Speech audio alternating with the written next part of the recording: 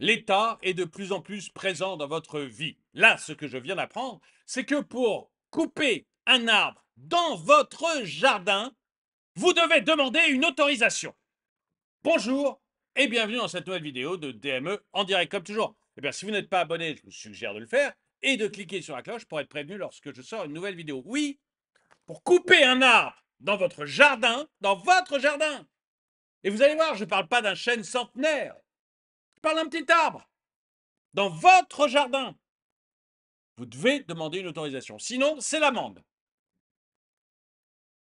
Mais où est la propriété privée? Est-ce que je peux faire ce que je veux dans mon jardin? Je lisais un autre article, j'ai pas de temps de faire une vidéo dessus, mais je la ferai peut-être un jour, sur le fait que pour avoir un poulailler, il faut aussi demander une autorisation maintenant. Mais est-ce qu'on peut nous foutre la paix? Est-ce qu'on peut être chez nous? Regardez avec moi. L'abattage d'arbres en France est un sujet qui suscite une attention croissante, notamment en raison des réglementations strictes qui encadrent cette pratique. Ces réglementations, bien que souvent perçues comme des entraves à la liberté individuelle, tu m'étonnes, sont en réalité des garde-fous visant à protéger l'environnement et le patrimoine naturel. C'est encore Gaïa. Voilà, pour Gaïa, parce qu'on veut protéger Gaïa. Dans votre jardin, vous avez rarement un cerisier japonais. Vous avez rarement une espèce unique. Vous avez les arbres de tout le monde.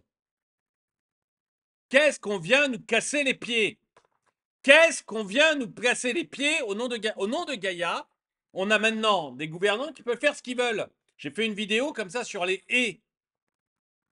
Si vous taillez votre haie à partir du 15 mars, vous risquez l'amende et la prison, même si vous êtes particulier. Est-ce qu'il y a un moment, où on peut juste décider que la propriété privée, c'est privé? C'est pas le joujou du gouvernement. Excusez-moi. C'est pas le joujou des écologistes. Je m'énerve pas, je m'exprime. C'est pas le joujou des écologistes.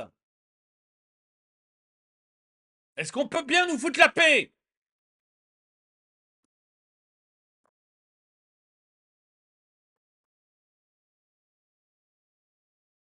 De récents articles mettent en lumière des sanctions sévères qui peuvent être imposées aux contrevenants qui abattent des arbres sans autorisation préalable. Oh les vilains!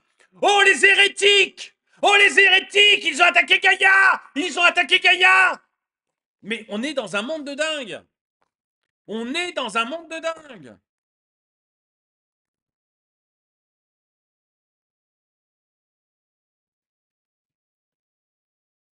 Je suis désolé, je m'énerve parce que pour moi, la propriété individuelle, d'abord, c'est absolument essentiel. Vous savez que c'est un des droits de l'homme, un des fondamentaux des droits de l'homme, la propriété individuelle. Donc c'est absolument essentiel. Et c'est là-dessus que se base l'ensemble de l'économie. Si vous voulez pas de propriété individuelle, allez vivre en Corée du Nord, vous allez voir comme c'est chouette. Regardez tous les pays où il n'y a pas la propriété individuelle, vous allez voir comme c'est chouette. À quel point les gens vivent bien.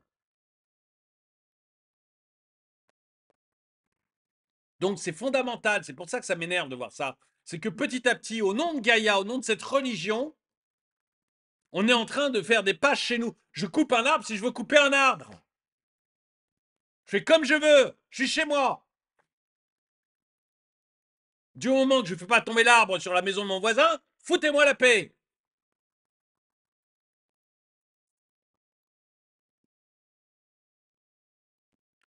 Selon les rapports, les propriétaires du jardin français doivent respecter un ensemble de règles rigoureuses lorsqu'ils envisagent d'abattre un arbre sur leur propriété. La première étape cruciale est de vérifier si l'arbre en question est soumis à une quelconque protection légale. Oui, parce qu'il y a des arbres protégés. En effet, certains arbres sont considérés comme faisant partie du patrimoine naturel et culturel. Mais si vous avez un arbre centenaire, moi je veux bien, si j'ai un chêne qui a 400 ans chez moi, le chêne qui a connu Napoléon, Louis XVI Et Louis XV et 400 ans doit pouvoir remontrer à Henri IV. Donc, je veux bien. Je veux bien de se dire, ok, bon, bah, ce chêne, il fait partie du patrimoine. Si je veux le couper, il faut une bonne raison, il faut que je demande l'autre. À la limite, je suis même pas sûr de bien vouloir, mais à la limite. Mais en dehors de ça, mais vraiment, mais foutez-moi la paix, quoi. Foutez-moi la paix. Patrimoine naturel et culturel. Et leur abattage nécessite des autorisations spéciales délivrées par les autorités compétentes. Ces règles sont conçues pour préserver la diversité biologique et le caractère esthétique des paysages. Le caractère esthétique des paysages, conformément au principe de conservation environnementale. Le caractère esthétique de paysage. Donc il y a un fonctionnaire qui va pouvoir juger si l'arbre dans mon jardin, il est essentiel pour le caractère esthétique du paysage. Je ne peux pas moi en juger parce que c'est mon jardin, ma maison. Donc le caractère esthétique du paysage, je peux aussi en juger, non? Aussi bien que le fonctionnaire.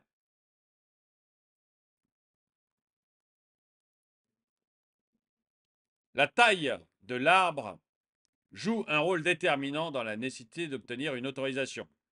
Un arbre dont le tronc mesure plus de 70 cm de circonférence et dont la hauteur dépasse 1,50 m. Vous voyez, un arbre d'1,50 m.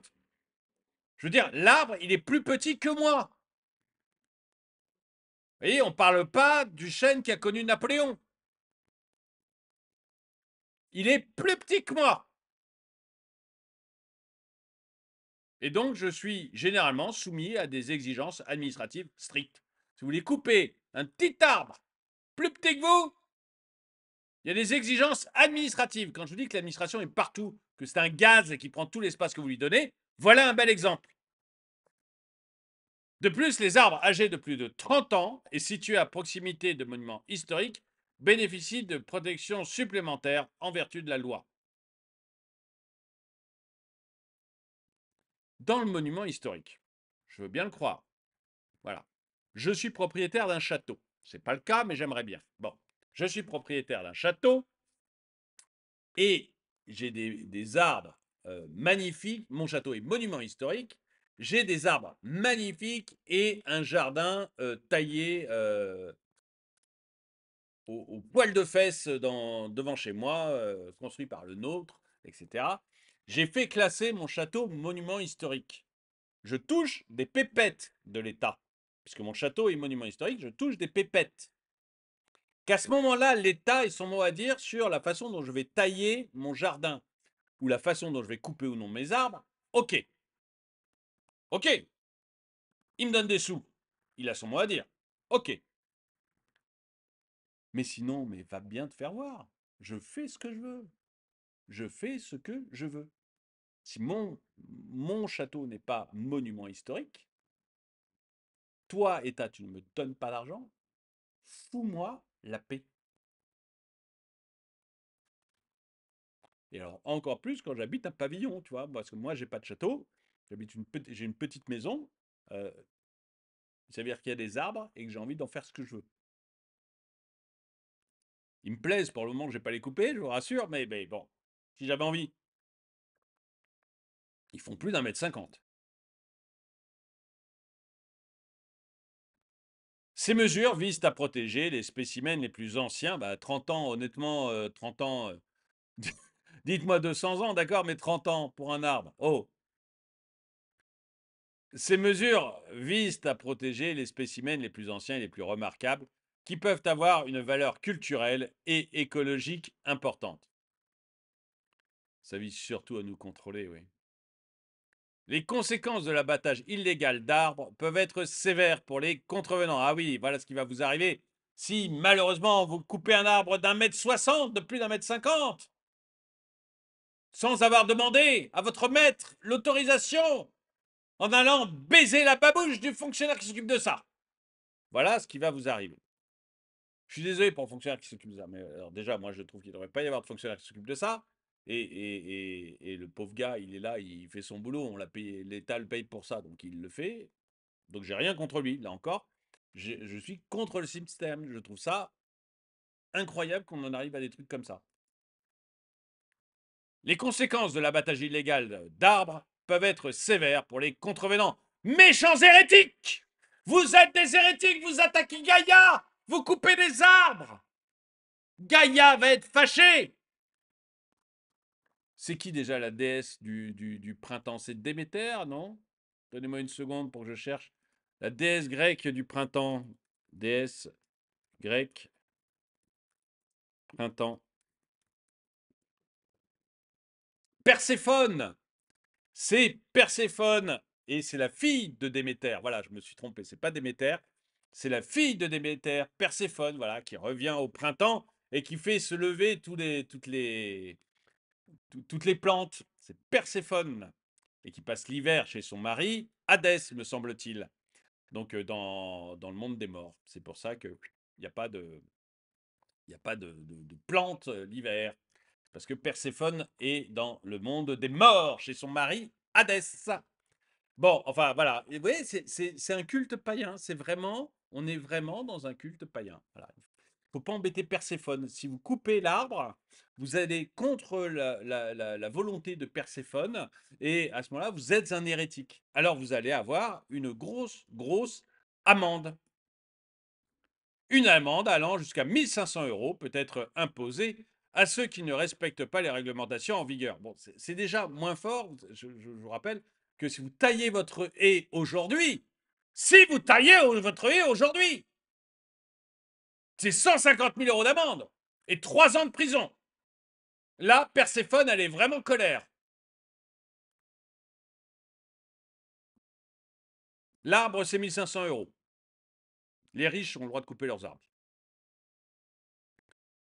Cette sanction financière dissuasive vise à décourager les comportements irresponsables, mais c'est pas irresponsable, et à promouvoir le respect des lois environnementales. Bah oui, ça, quand on te tape dessus, oui, c'est pour t'obliger à respecter les lois environnementales, ça c'est sûr.